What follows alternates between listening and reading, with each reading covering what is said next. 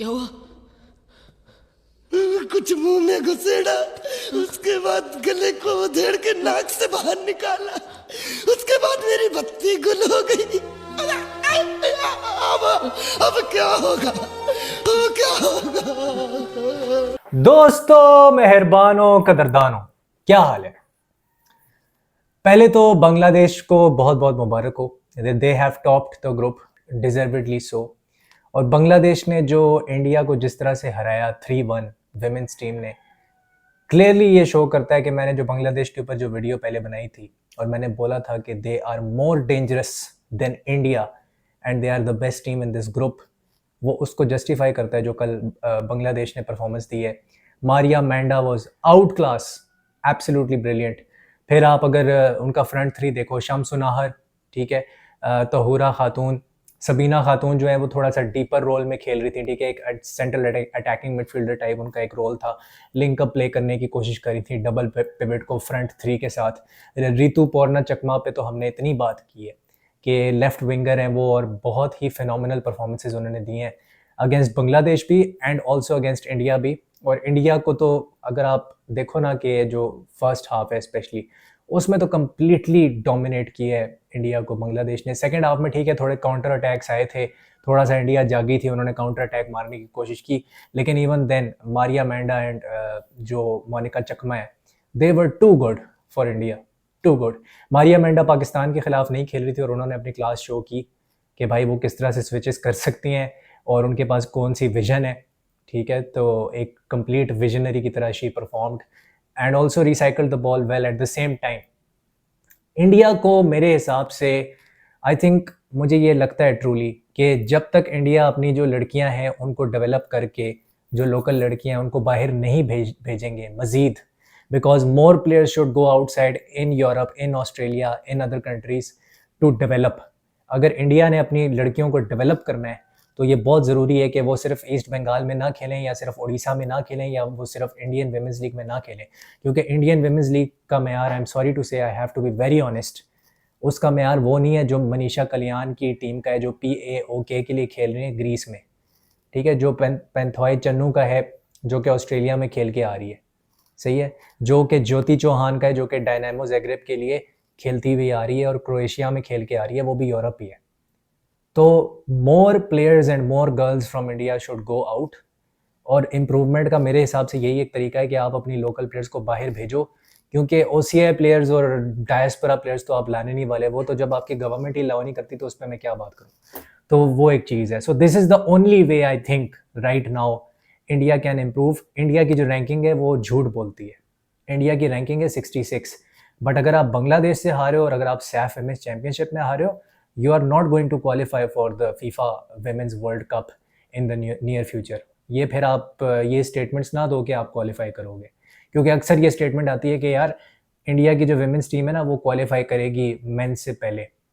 अगर आप बांग्लादेश से हारे हो ना सैफ में, तो ये बहुत ही कंसर्निंग बात है, और इस पे मेरे ख्याल से मैनेजमेंट को, जो इंडिया की मैनेजमेंट है, उसको थोड़ी सी शर्म आनी चाहिए, बिल्कुल, और उससे इंडियन फैंस को सवाल भी पूछने चाहिए कि क्यों भाई बांग्लादेश से क्यों आ रहे हो आप तो कहते हो जी आप फीफा विमेंस वर्ल्ड कप में जाओगे, तो ये तो नहीं होना चाहिए। फिर 139 रैंक टीम से आप हार रहे हो, ठीक है, जो भी आप कहो भाई रैंकिंग मैटर नहीं करती विमेंस में, ये मैटर नहीं करता, वो मैटर नहीं करता, आप हार रहे हो भाई 139 रैंक टीम से सैफ के अंदर, और सैफ को कचरा माना जाता है, सैफ को माना जाता है कचरा, AFC कचरा मानती है इसको। सैफ में आप हार रहे हो, आपको तो एक मैच नहीं हारना चाहिए अगर आपने फीफा विमेंस वर्ल्ड कप में क्वालिफाई करना है, अगर आप इतना इन्वेस्टमेंट कर रहे हो विमेंस फुटबॉल में, ठीक है। तो ये एक बहुत कंसर्निंग चीज़ है इंडियन विमेंस फुटबॉल के लिए, they should not be losing like this. Anyways, बात करते हैं पाकिस्तान फुटबॉल के ऊपर, ठीक है। पाकिस्तान फुटबॉल पे मैं ये कहना चाहता हूँ, मैं बहुत अच्छी तरह जानता हूँ कि हमारी जो लड़कियां हैं उन्होंने बिल्कुल टाइग्रेसेस की तरह और लायनेसेस की तरह फाइट की है बांग्लादेश वाले मैच में, and I am extremely proud of the girls, extremely proud, बहुत ज़्यादा फ़ख्र है। और बांग्लादेश को हमने लिटरली बहुत टफ टाइम दिया। Yes, Maria Manda was not playing, Sanjida Akhter was not playing, but even without them उनको हमें 3-0 से या 4-0 से हराना चाहिए था। We were not suppose to draw against them, हमने मिरेकल किया था अगेंस्ट बांग्लादेश, ठीक है। तो आई थिंक यहाँ पे आपको जो अदील रिस्की के इस मैच में, स्पेशली ये जो मैच था बांग्लादेश और पाकिस्तान वाला, इस मैच में आपको उनके टैक्टिक्स की तारीफ करनी पड़ेगी। आपको जो उनका प्लान था, जिस तरह से उन्होंने एग्जीक्यूट किया टैक्टिकली जिस तरह एग्जीक्यूट किया वो फिनोमिनल था। 4-4-2 में डिफेंड करने की कोशिश कर रहे थे अदील रिस्की। ही ट्राइड के सोहा हिरानी, और आप देखो अगर मारिया खान है वो सेंटर बैक खेल रही थी तो सोहा हिरानी डबल पिवट में खेल रही थी अलॉन्ग द साइड्स ऑफ अनमोल हिरा, जो कि बीच वाला पास को कट करने की कोशिश करी थी कि जो अंदर वाला पास आएगा उसको हम हाफ स्पेसेस में कट करने की कोशिश करेंगे। सोहा हिरानी आप देखो बार बार लेफ्ट साइड पे, लेफ्ट विंग पे ना 4-4-2 के अंदर ड्रिफ्ट होती थी। ऑफ द बॉल की बात कर रहा हूँ, जब पोजेशन हमारे पास नहीं थी सोहा हिरानी लेफ्ट साइड पे ड्रिफ्ट कर रही है। उसके बाद राइट हैंड साइड पे आप देखोगे रामीन फरीद कंप्लीटली स्ट्रेच करने की कोशिश करिए प्ले को, और बॉल विन करके आगे लेके जाने की कोशिश करिए ताकि वो फीड कर पाए ज़मीना मलिक को और नादिया खान को। तो ये हमारा टैक्टिक था कि हमने काउंटर पे, ब्रेक पे, फास्ट पेस के साथ अटैक करना है और बांग्लादेश को काउंटर पे मारना है। और हमने एक लो ब्लॉक में, या आप कह लो मिड ब्लॉक में, तकरीबन लो ब्लॉक ही था वैसे तो, लेकिन उसमें हमने डिफेंड करना और बड़ी कॉम्पैक्ट शेप रखनी है। हॉरिजॉन्टली भी कॉम्पैक्ट होनी चाहिए और वर्टिकली भी ज़्यादा स्पेसेस नहीं आपने देने। जब आप फॉर एग्जांपल जैसे आप देखो इंडिया के खिलाफ आपने क्या किया, इंडिया के खिलाफ आपने थोड़ा सा हाई लाइन खेलने की कोशिश की more than the one in Bangladesh, क्योंकि बांग्लादेश में तो आप पीछे सेट करके बैठे हुए थे और आपने पीछे से बिल्डअप करने की कोशिश की। अच्छा, अब सना मेहदी पे फर्स्ट गेम में बहुत क्रिटिसिज्म आया, लेफ्ट साइड पे निज़ालिया खेल रही थी, राइट बैक पे अपना सना खेल रही थी, दोनों लड़कियों पे बहुत क्रिटिसिज्म आया। निज़ालिया को तो मतलब ऐसा लग रहा था कि ग्रेस डेंगमाइन है ना, आज उसका करियर ही ख़त्म कर देना है। मतलब इतनी ज़्यादा स्पेसेस ग्रेस डेंगमाई को आपने दिए। ठीक है, निज़ालिया काफ़ी बार आउट ऑफ पोजीशन भी हुई, निज़ालिया ने बिल्डअप करने की कोशिश की, सना मेहदी ने बिल्डअप करने की कोशिश की, but it was not working against the pace and wingers of India. एक साइड पे इंडिया जो थी वो क्या नाम है अपना, रंजाना चन्नू, जो उनकी लेफ्ट बैक है नंबर 14 शर्ट, उसके साथ लेफ्ट साइड पे प्ले को स्ट्रेच करी थी, वो आपकी डिफेंस लाइन को स्ट्रेच करी थी। आप थोड़ा सा आगे आके खेल रहे हो, हाई लाइन के साथ खेल रहे हो, और दूसरी साइड से ग्रेस डेंगमाया आपकी च्युइंगम की तरह आपकी जो डिफेंस लाइन है ना उसको स्ट्रेच कर रही है। ठीक है, कंप्लीटली आप स्ट्रेच हो रहे हो। अच्छा, जब आप हाई लाइन में खेलते हो ना तो एक चीज़ बड़ी इंपॉर्टेंट है, तुम ये बार्सिलोना और बायर्न म्यूनिख वाला मैच निकाल के देख लेना, उसमें एक चीज़ हांजी फ्लिक आपको सिखाता है। हांजी फ्लिक सिखाता है कि जब आप हाई लाइन के साथ खेलते हो ना तो आपकी जो हॉरिजॉन्टली जो बैक लाइन है उसको बिल्कुल होना चाहिए कॉम्पैक्ट अंदर की तरफ। बाहर स्पेसेस हो ठीक है, लेकिन अंदर की तरफ आपने रहना है कॉम्पैक्ट। ये हांजी फ्लिक हमें सिखा के गया उस मैच में। ठीक है, जो भी फुटबॉल का स्टूडेंट है जिसने वो मैच देखा है वो जानता है। तो you have to be compact when you are playing with a high line and you are building up from the back, जो कि बार्सिलोना भी करती है। They try to build up from the back in certain phases of play, लेकिन हमारी लड़कियां इतनी ज़्यादा सूटेबल नहीं है to the style of play of build up from the back. ठीक है, इस चीज़ के ऊपर अदील रिस्की को क्रिटिसिज्म आएगा और आना भी चाहिए कि वो 45 मिनट्स तक क्यों build up from the back करते रहे। ठीक है, सेकंड हाफ में उन्होंने सीखा इंडिया के खिलाफ, सेकंड हाफ में वो सीख गए कि यार ठीक है अब मुझे लॉन्ग बॉल के साथ खेलना पड़ेगा, और लॉन्ग बॉल जब आपने खेली तो फिर आपको कॉर्नर पे केला सदीकी का वो गोल मिलता है। ठीक है, क्योंकि आप फर्स्ट बॉल पहले नहीं जीत पाते, फिर सेकंड बॉल जीतते हो, फिर बॉल आती है रामीन के पास, बॉल डिफ्लेक्ट होती है और फिर केला गोल मार देती है। द थिंग इज कि आपने 5 गोल खाए हैं अगेंस्ट इंडिया, तो क्रिटिसिज्म तो आप पे ऑब्वियस सी बात है कि आना है। ऐसा तो हो नहीं सकता कि अदील रिस्की पे, उनकी मैनेजमेंट पे क्रिटिसिज्म ना आए। सेकंड मैच में आपने, मैं अभी एग्जांपल दूंगा, सेकंड मैच में आपने एक सब्स्टिट्यूशन की है। ठीक है, आप आलिया सादिक, जो कि मैं अगर गलत नहीं हूँ कराची सिटी की प्लेयर है, उनको आप लेकर आते हैं और आप उसके अलावा कोई सब्स्टिट्यूशन नहीं करते, और वो भी आप स्टॉपेज टाइम में आलिया सादिक को लेकर आते हैं और फिर स्टॉपेज टाइम में ही हम गोल खाते हैं। ठीक है, मैं ये नहीं कह रहा कि आलिया सादिक की वजह से गोल खाया, मैं ये कह रहा हूँ कि स्टॉपेज टाइम में ही आपने गोल खाया अगेंस्ट बांग्लादेश। लेकिन उससे पहले थोड़ा इंडिया पे बात कर लूँ मैं। इंडिया में आप क्या करते हो जी, निज़ालिया सदीकी क्लोज डाउन नहीं कर रही, ये आप पिक्चर देख सकते हैं। ठीक है, आमना हनीफ की वो पोजीशन नहीं है जो होनी चाहिए। The 2 girls should be closing down Grace Dangmei. Okay, यहाँ पे स्पेसेस को क्लोज डाउन कौन करेगा और ये कौन इनको सिखाएगा कि यार स्पेसेस को क्लोज डाउन करना है। ठीक है, एक आपकी लोकल प्लेयर है, एक आपकी डायस्पोरा प्लेयर है, दोनों क्लोज डाउन नहीं कर रहे, दोनों नहीं कर रहे। सही है, फर्स्ट टच लेती है ग्रेस डेंगमाई, ठीक है, अपना टाइम लेती है, ऊपर देखती है, शॉट मारती है। इतना टाइम क्यों मिल रहा है उसे? ग्रेस डेंगमाई को इतना टाइम क्यों मिल रहा है, इतना स्पेस क्यों मिल रहा है? Because football is all about time and space, right? फिर ठीक है, मैं मानता हूँ Nisha Ashraf had a shocker of a game, उसकी गेम अच्छी नहीं थी, वो पुअर गेम थी, उसकी पोजीशनिंग गलत थी, उसकी कलेक्शन ऑफ द बॉल गलत थी। बांग्लादेश में उसने अपने आप को इंप्रूव किया, निशा अशरफ ने अपने आप को इम्प्रूव किया, आपको ये माननी पड़ेगी बात। आप जितना मर्जी कहते रहो कि यार उसको वो ड्रामे कर रही थी मोहम्मद रिजवान की तरह और बार बार जो है ना बॉल के साथ नीचे बैठ जाती थी, तो टाइम तो हर कोई वेस्ट करता है। जोजे मोरिनियो की टाइम वेस्टिंग टैक्टिक्स हैं, डिएगो सिमियोने की टाइम वेस्टिंग टैक्टिक्स हैं। टाइम वेस्टिंग टैक्टिक्स कोई जुर्म तो नहीं है। Yes it is bad football, I agree with you, but अगर रिजल्ट निकालना है तो ये तो करना पड़ेगा, और अगर आपके प्लेयर्स के पास उतनी वर्ल्ड क्लास एबिलिटी नहीं है तो ये तो करना पड़ेगा। ठीक है, सिंपल सी बात है। फिर आ जाते हैं वो जो दूसरा गोल था, जो हमने सेकंड गोल खाया है। अब अगेन मैंने कई बार ये बात की है कि इसरा खान उसमें लेफ्ट विंग खेल रही थी, ठीक है, और राइट विंग पे अगर आप देखें, मैंने कई बार ये बात की है कि ज़मीना मलिक जो थी वो उसमें लेफ्ट विंग पे खेल रही थी, सही है, और राइट विंग पे खेल रही थी इसरा खान। और मैंने ये कहा था कि क्या ये लड़कियां, मैंने ये क्वेश्चन उठाया था, क्या ये लड़कियां ट्रैक बैक कर पाएंगी या नहीं, और क्या हमें अनमोल हेरा की ज़रूरत पड़ सकती है कि नहीं। ठीक है, काफ़ी लोगों ने कहा कि अनमोल हेरा की भी ज़रूरत पड़ेगी, काफ़ी सब्सक्राइबर्स ने, आहद आया मेरे चैनल पे, उसने भी बोला, ठीक है। और अनमोल हेरा ने बांग्लादेश के अंदर अपने आप को मनवा के दिखाया कि मेरा डिफेंसिव वर्क रेट जो है उसको कोई मैच नहीं कर सकता इस टीम के अंदर। इवन दो वो सेंट्रल जोन्स में खेल रही थी, डबल पिवट में खेलने की कोशिश करी थी सोहा के साथ, कभी आमना के साथ, जब आमना पीछे डीप ड्रॉप करती थी बांग्लादेश वाले मैच में, ठीक है। तो अनमोल हेरा ने दिखाया कि वो कैसे स्पेसेस को जॉर्डन हेंडरसन की तरह क्या करती है, ऑक्यूपाई करती है। उसको पता होता है कि किस स्पेस में जाके कब टैकल मारना है, कब टैकल मार के बॉल छीननी है और बॉल विन करके आगे देनी है। और उसने कई बार जो बैक फोर थी पाकिस्तान की उसको बचाया है, क्योंकि कभी कभी वो सिंगल पिवट में खेल रही होती थी, क्योंकि आप देखोगे सोहा ईरानी कभी आगे निकल जाती थी, आमना हनीफ आगे निकल जाती थी, लेकिन अनमोल हेरा अपनी जगह नहीं छोड़ती थी।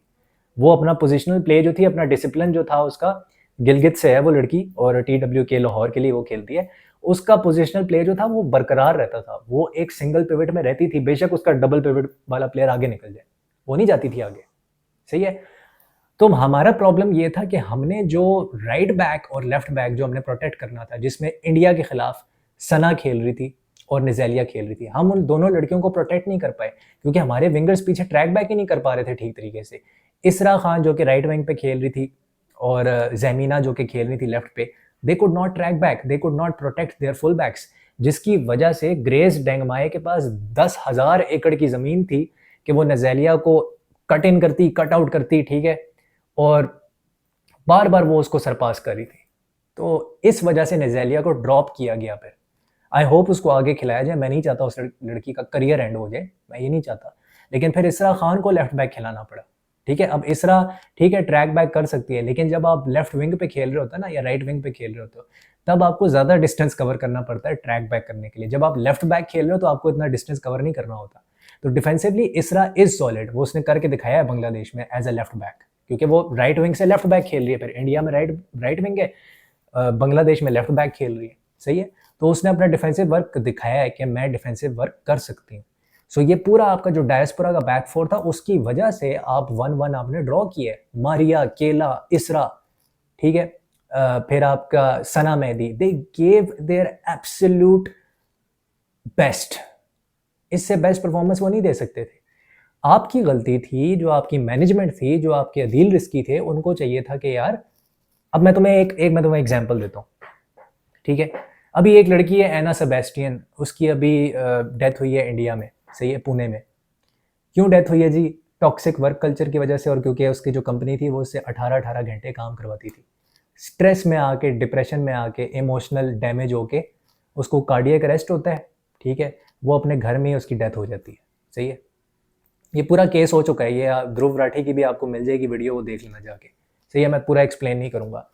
तो जब आप किसी के ऊपर इतना वर्कलोड डाल देते हो ना, ठीक है, और आपको पता है कि आपने 2 मैचेस ही खेलने हैं, आप ग्रुप ऑफ डेथ में हो, ठीक है, इन लड़कियों से आपने वर्कलोड निकलवाना है, लेकिन रोटेशन भी तो कोई चीज़ होती है, मिनट्स को मैनेज करना भी तो कोई चीज़ होती है। आप ये एक्सपेक्ट नहीं कर सकते इन लड़कियों से जो प्रॉपर लीग तक नहीं खेलती। इसमें से कुछ लड़कियां ऐसी हैं जो कि प्रॉपर लीग नहीं खेलती, पूरे मतलब 3 सालों में तो एक बार लीग हो रही है पाकिस्तान के अंदर, विमेंस की एक बार लीग हो रही है 3 सालों में। तो इनसे आप कैसे एक्सपेक्ट कर सकते हो कि यार ये 90 मिनट्स तक खेलेंगी? इट मीन्स कि आपने डंडी मारी, आपने सब्स्टिट्यूशन नहीं की। अच्छा, कुछ लोग बड़ा स्टूपिड किस्म का लॉजिक देते हैं मुझे कि यार जो बेंच पे लड़कियां थी वो इस काबिल नहीं थी कि वो 18 मिनट भी ना, 18 मिनट या 20 मिनट भी खेल सकती अगेंस्ट बांग्लादेश या इंडिया। तो बात इतनी सी है, मैं आपको एक अपनी रीजनिंग दे देता हूँ। मालदीव्स और श्रीलंका का जरा मैच निकाल के देखना, ठीक है, वो जरा मैच निकाल के देखना। क्या मालदीव्स की टीम पाकिस्तान से बेटर है? क्या श्रीलंका की टीम पाकिस्तान से बेटर है? क्या उनका बेंच पाकिस्तान के बेंच से बेटर है? लीग तो श्रीलंका में भी नहीं चल रही उस तरह से विमेंस की, ठीक है। लीग तो इस तरह से मालदीव्स की भी नहीं चल रही विमेंस की। मालदीव्स के तो मेंस टीम जो है वो 1 साल से नहीं खेली मेरे भाई। चलो उनकी लीग चल रही होगी मेंस की, लेकिन वो तो मेंस टीम तो उनकी 1 साल से खेली नहीं है मालदीव्स की, ठीक है। तो ये ना कहना कि Maldives is better than Pakistan क्योंकि हमने 7-0 मारा था उनको 2 साल पहले, सही है ना, बात समझ रहे हो। तो जब वो रोटेशन कर रहे हैं, जब वो अपनी बेंच की लड़कियों को यूज कर रहे हैं, जब वो अपनी बेंच स्ट्रेंथ यूज कर रहे हैं, तो मैं आपको क्रिटिसाइज क्यों ना करूं भाई कि आपने क्यों नहीं बेंच स्ट्रेंथ यूज की, ठीक है। ऊपर से आपको ये बात अच्छी तरह पता है कि इलेक्शंस के बाद हमें नहीं पता कौन आएगा, हो सकता है इन लड़कियों को 1 साल तक मैच ही ना मिले। ये क्या मैं कोई गलत बात कर रहा हूं? मैं तो जो बेंच पे लड़कियां, मैं तो ये बात कर रहा हूं कि उनको डेवलप करने के लिए आप सैफ चैंपियनशिप में उनको तैरने के लिए फेंक देते, तैरो जाके। इसी तरह सीखता है ना बंदा तैरना, मतलब ऑन जॉब सीखता है ना इंसान कभी कभी। तो हमारे यहाँ तो यही होता है पाकिस्तान में, ऑन जॉब सीख रहे होते हैं सब कुछ, कोई माँ के पेट से तो नहीं सीख के आया होता, सही है ना, क्योंकि लीग तो है नहीं आपकी। तो ये क्रिटिसिज्म बिल्कुल भी गलत नहीं है कि उन लड़कियों को यूज क्यों नहीं किया गया। उन लड़कियों को यूज करना चाहिए था। क्या पता आप वो मैच 1-0 से जीत जाते, क्या पता वो 1-1 ना होता, ठीक है। सारा खान को लेके आ सकते थे आप, जब सारा खान को इंडिया के खिलाफ आप लेकर आए हो तो सारा खान को फिर आप राइट बैक पे ये बांग्लादेश के खिलाफ क्यों नहीं लेकर आए? उधर आप क्यों डर गए?